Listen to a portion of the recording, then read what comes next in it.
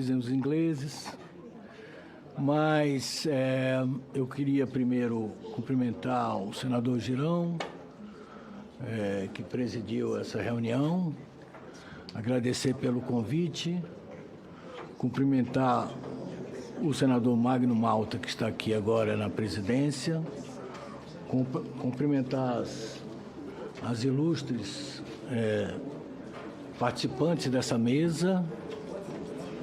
Lamento que o senador General Mourão não esteja aqui nesse momento, porque eu acho que seria interessante, e cumprimento a senadora Damares em nome das senadoras do Senado, não é?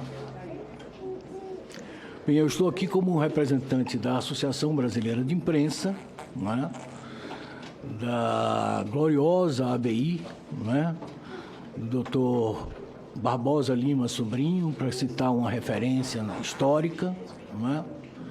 Sou jornalista, não é? Por coincidência, jornalista que me aposentei pelo Senado Federal, concursado, fui diretor de comunicação do Senado e tenho um orgulho muito grande de ter, digamos assim, instituído a TV Senado, a Rádio Senado, e ter, digamos assim, contribuído pela democratização dos meios de comunicação no Poder Legislativo brasileiro, certo? Bem, e gostaria de, preliminarmente, dizer que vou desafinar o coro, digamos, não digo dos contentes, porque ninguém pode estar contente com a situação que o Brasil está vivendo, mas desafinar o coro dos descontentes, não é? Porque eu vou aqui, democraticamente, apresentar uma visão diferente da unanimidade das pessoas que até aqui falaram, certo? O 8 de janeiro, todo momento ele tem um fio de meada. Nada acontece assim. A gente sabe que a história ela está encadeada.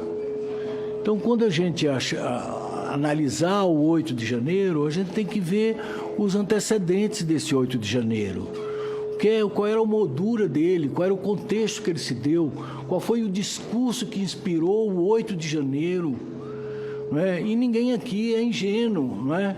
Então, o 8 de janeiro foi um momento preocupante e acabou representando uma ameaça clara à democracia. Isso é um negócio ululante.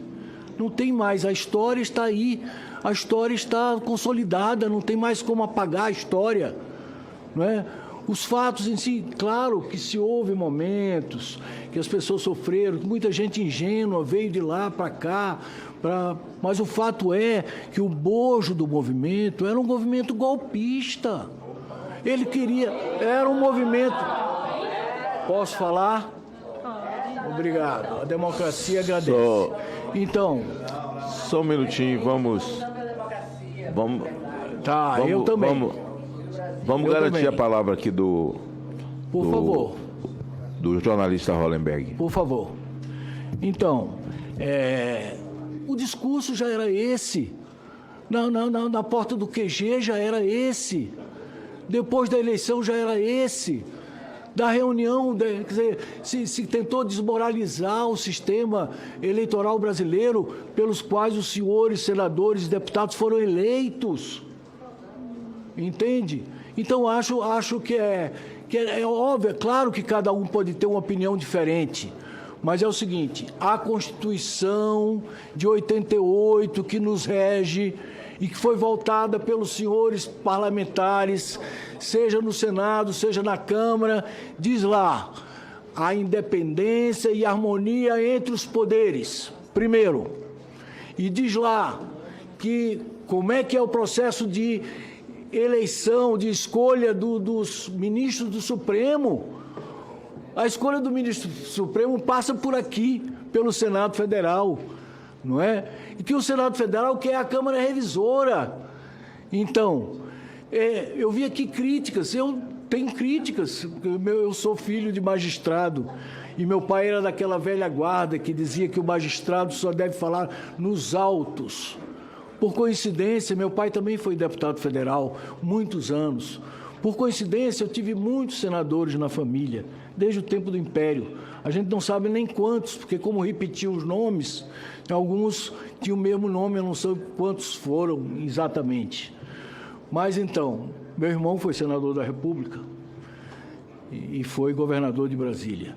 Mas eu estou aqui como jornalista aposentado, com muita honra, representando a Associação Brasileira de Imprensa, certo? Bom, então, na visão da Associação Brasileira de Imprensa, houve um momento que não podia passar em branco, não podia passar em branco, não podia passar em branco. Tinha que haver um momento de cobrança daquilo, e está tendo. Alguns podem divergir, tem gente aqui com muito mais qualificação do que eu do ponto de vista jurídico, mas o fato é que a pregração contra o regime instituído, digamos, assegurado pela Constituição, foi evidente. Evidente. E me desculpe, houve, estou aqui o senador Flávio Bolsonaro, mas houve um agente catalisador disso tudo. E o agente catalisador, por coincidência, foi o presidente da República. Minha gente, o só um minutinho. catalisador Deixa foi ele. o presidente da República. Por quê? O presidente da República convocou 120 embaixadores. Gente, só um minutinho, vamos ouvir. Posso concluir, gente, só um minutinho, eu vou ser breve. Vamos ouvir. Eu vou ser breve. Eu não vou ocupar os meus 20 minutos. Gente, vamos ouvir o Hollenberg, vamos ouvi-lo, por favor, gente. O agente catalisador foi o presidente da República. E isso é muito grave. Por quê? Gente, vamos deixar ele falar, por favor. Eu teria direito a 20 minutos, vou usar só 15. Só 15. Pois bem, então, quando o presidente está agora sendo julgado pelo Tribunal Superior Eleitoral, quando o presidente convocou 120 embaixadores para desqualificar o sistema eleitoral brasileiro, não, isso é papel, desculpem, minha gente, vocês são patriotas, mas eu também sou. Eu também sou patriota. Só um minutinho. Eu, como cidadão brasileiro, gente, sou só um patriota. Vamos deixar ele falar. Gente, vamos... como cidadão brasileiro, sou patriota. Então... Gente... Gostaria de continuar falando. Gente, ele está aqui como representante da ABI. Por favor, vamos ouvi-lo. Existem as vozes discordantes, existe. Por favor. Minha gente, continue. Basta ver as redes sociais antes, durante e depois do 8 de janeiro. As coisas sendo insufladas. Basta ver, eu queria que o general Mourão estivesse aqui. Como é que o Exército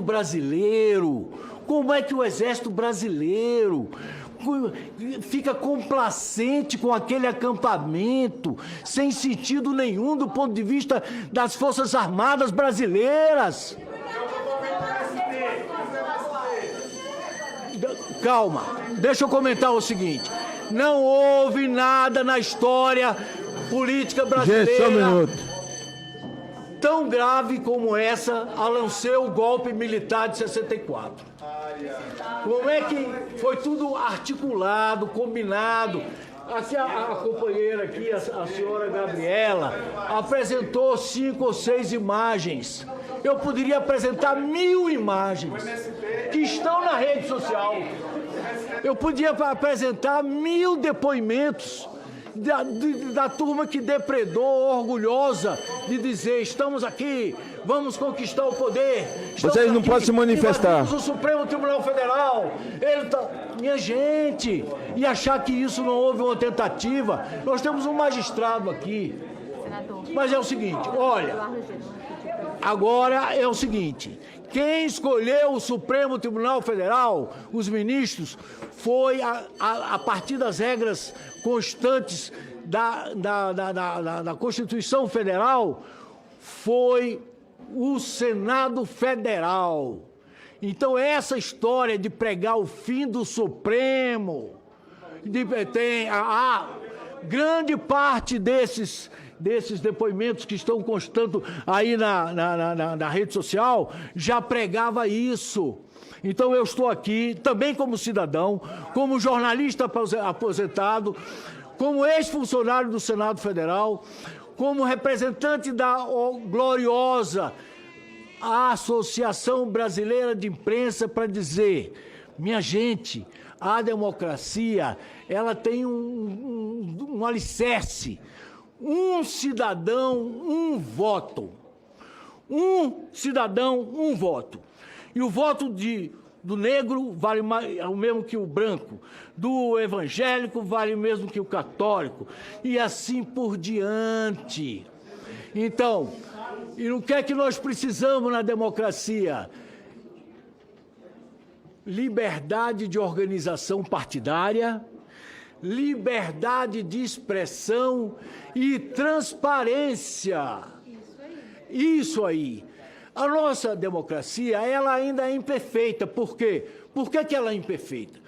Porque os brasileiros ainda não têm as oportunidades que deveriam ter. Educação de qualidade para todo mundo, saúde de qualidade para todo mundo, porque nós temos essa desigualdade. Estamos aqui discutindo isso quando tem 23, segundo a ONU, 23, segundo outras fontes, 33 milhões de brasileiros passando fome.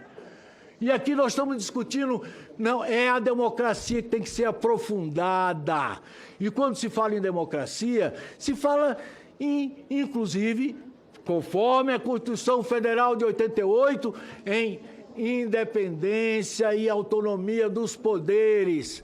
Então, o processo está aí. O deputado aqui, gaúcho, que estava aqui, que se colocou como da Polícia Federal, desqualificou a Polícia Federal. É a Polícia Federal que está investigando.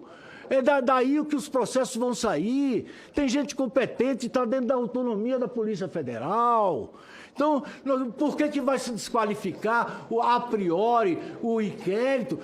Eu lamento muito. Como é que é uma mãe que tinha 2 filhos pequenos, se largou lá sei lá se foi de Porto Alegre e tal, para vir para cá e caiu nessa coisa, nessa engabelada.